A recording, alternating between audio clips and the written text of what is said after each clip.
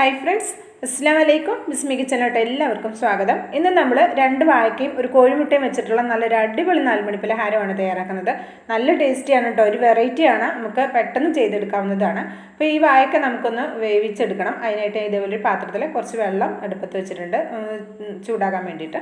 അപ്പോൾ അതാ ഈ വാഴയ്ക്കൊന്ന് എല്ലാ ഭാഗത്തും ഒന്ന് വരഞ്ഞു കൊടുക്കുക. അപ്പോൾ പെട്ടെന്നൊന്ന് വെന്ത് കിട്ടാൻ വേണ്ടിയിട്ടാണ് കേട്ടോ.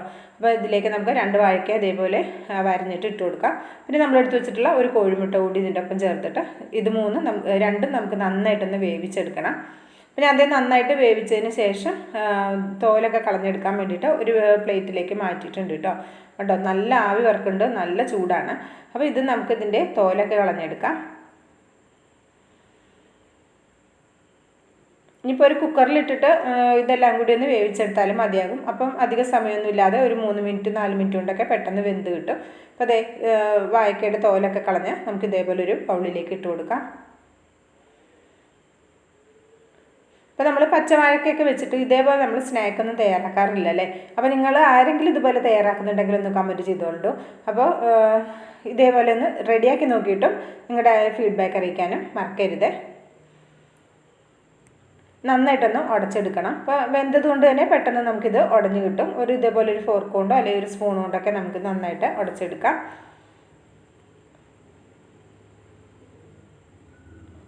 നല്ല ടേസ്റ്റി ആയിട്ടുള്ള നല്ലൊരു അടിപൊളി സ്നാക്കാണ് കേട്ടോ. അപ്പോൾ ഇതിലേക്ക് നമ്മൾ പുഴുങ്ങി വെച്ചിട്ടുള്ള ഒരു കോഴിമുട്ട കൂടി ചേർത്ത് കൊടുക്കാം. അത് നമുക്കിത് ഈ ഫോർക്ക് കൊണ്ട് നന്നായിട്ടൊന്ന് ഉടച്ചെടുക്കാം.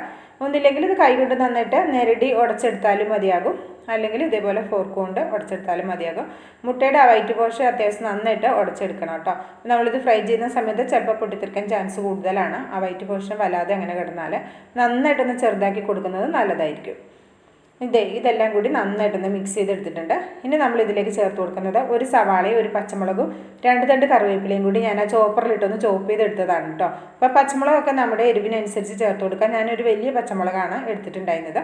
അതുകൂടെ ഇതിലേക്ക് ചോപ്പ് ചെയ്ത് ഞാൻ ചേർത്ത് കൊടുത്തിട്ടുണ്ട്. ഇനി ഇതിലേക്ക് നമുക്ക് പൊടികൾ ചേർത്ത് കൊടുക്കണം. ഒരു 1/4 ടീസ്പൂൺ മഞ്ഞൾപ്പൊടിയും ഒരു 1/2 ടീസ്പൂൺ പെരിഞ്ജീരകവും ഒരു 3/4 ടീസ്പൂണോളം വരുന്ന മുളക് പൊടിയുമാണ് ചേർത്ത് കൊടുത്തിട്ടുള്ളത്. പിന്നെ ഇതിലേക്ക് 1 ടീസ്പൂണോളം വരുന്ന ചിക്കൻ മസാലയും കൂടി ചേർത്ത് കൊടുക്കുക. നല്ലൊരു അടിപൊളി ഫ്ലേവറാണ് ചിക്കൻ മസാല കൂടി ചേർത്ത് കൊടുക്കുമ്പോൾ. ഇനി ഇതിലേക്ക് ആവശ്യത്തിനുള്ള ഉപ്പും ഒരു 2 ടേബിൾ സ്പൂൺ അരിപ്പൊടിയും കൂടി ചേർത്ത് കൊടുക്കുക. അരിപ്പൊടി നമ്മൾ പത്തിരി, നൂലപ്പം അങ്ങനെയൊക്കെ ഉണ്ടാക്കുന്ന അരിപ്പൊടി എടുത്താലും മതിയാകും. ഇപ്പം ഞാൻ നൂൽപുട്ടൊക്കെ ഉണ്ടാക്കുന്ന അരിപ്പൊടിയാണ് എടുത്തിട്ടുള്ളത്. ഇനി ഇതെല്ലാം കൂടി കൈകൊണ്ട് നന്നായിട്ടൊന്ന് യോജിപ്പിച്ചെടുക്കാം. ഈ സമയത്ത് ഉപ്പ് നോക്കിക്കൊണ്ട് ഉപ്പ് പോരെങ്കിൽ ഉപ്പ് ചേർത്ത് കൊടുക്കണം. പിന്നെ ഇതിലേക്ക് കുറച്ച് വെള്ളം കൂടി ഒഴിച്ചു കൊടുക്കാം. അതിനുശേഷം നമുക്കിത് കൈകൊണ്ട് നന്നായിട്ടൊന്ന് കുഴച്ചെടുക്കാം. വെള്ളം ഒന്നായിട്ട് ആദ്യം തന്നെ ഒഴിക്കേണ്ട, കുറച്ച് ഒഴിച്ചിട്ട് നമുക്ക് കൈകൊണ്ട് ഇങ്ങനെ ഉരുട്ടിയെടുക്കുന്ന ഒരു പരുവാകുന്ന ആ ഒരു സമയത്ത് അത്രയും വെള്ളം ചേർത്ത് കൊടുത്താലും മതിയാകും കേട്ടോ.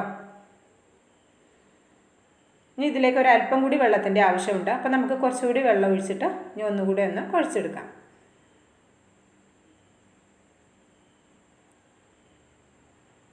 ഒരു ഗസ്റ്റൊക്കെ വരുമ്പോഴും നമുക്ക് തയ്യാറാക്കി കൊടുക്കാൻ പറ്റിയ നല്ലൊരു വെറൈറ്റി ആയിട്ടുള്ള ഒരു അടിപൊളി സ്നാക്കാണ് കേട്ടോ. അപ്പോൾ ഞാൻ അതേ കുഴച്ചെടുത്തിട്ടുണ്ട്. ഇനി നമുക്കിത് ഷേപ്പ് ചെയ്തെടുക്കാം. നമുക്ക് ഇഷ്ടമുള്ള ഷേപ്പിൽ ഇത് റെഡിയാക്കി എടുക്കാം. ഞാനിത് വട്ടത്തിലും റെഡിയാക്കുന്നുണ്ട് ഒരെണ്ണം. പിന്നെ നമുക്കിത് ഏത് ഷേപ്പിലാണ് വേണ്ടത് ആ ഷേപ്പിൽ നമുക്ക് റെഡിയാക്കി എടുക്കാൻ പറ്റും. പിന്നെ ഒരു ഓവൽ ഷേപ്പിലും റെഡിയാക്കി എടുക്കാം. അത് നമ്മുടെ ഇഷ്ടത്തിനനുസരിച്ച് നമുക്ക് ഏത് ഷേപ്പ് വേണമെങ്കിലും ഇത് റെഡിയാക്കി എടുക്കാം.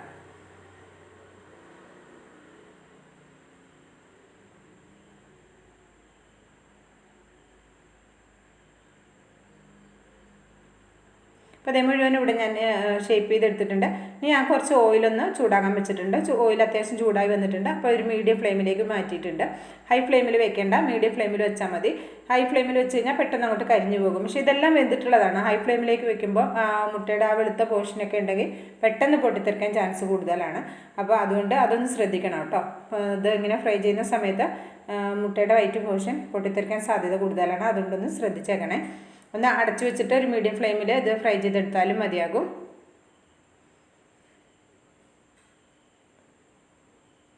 ചൂട് ചായക്കൊപ്പൊക്കെ നല്ല അടിപൊളി കോമ്പിനേഷനാണ്. അപ്പോൾ എല്ലാവരും ഇതൊന്ന് ട്രൈ ചെയ്ത് നോക്കണം കേട്ടോ. ട്രൈ ചെയ്ത് നോക്കിയിട്ട് അഭിപ്രായം അറിയിക്കാൻ മറക്കരുത്. ലൈക്ക് ചെയ്യാനും മറക്കരുത്. ബിസ്മി കിച്ചൺ എന്ന യൂട്യൂബ് ചാനൽ സബ്സ്ക്രൈബ് ചെയ്ത് കാണുന്ന കൂട്ടുകാർ ഒന്ന് സബ്സ്ക്രൈബ് ചെയ്ത് അടുത്ത് വരുന്ന ബെല്ലൈക്കൺ ഒന്ന് എനേബിൾ ചെയ്ത് വെച്ചാൽ നമ്മളിടുന്ന വീഡിയോസിൻ്റെ നോട്ടിഫിക്കേഷൻ നിങ്ങളിലേക്ക് കറക്റ്റ് എത്തും. ഇൻഷാ അല്ലാ അടുത്ത നല്ലൊരു അടിപൊളി വീഡിയോ വരുന്നവരെ എല്ലാവർക്കും നന്ദി, നമസ്കാരം.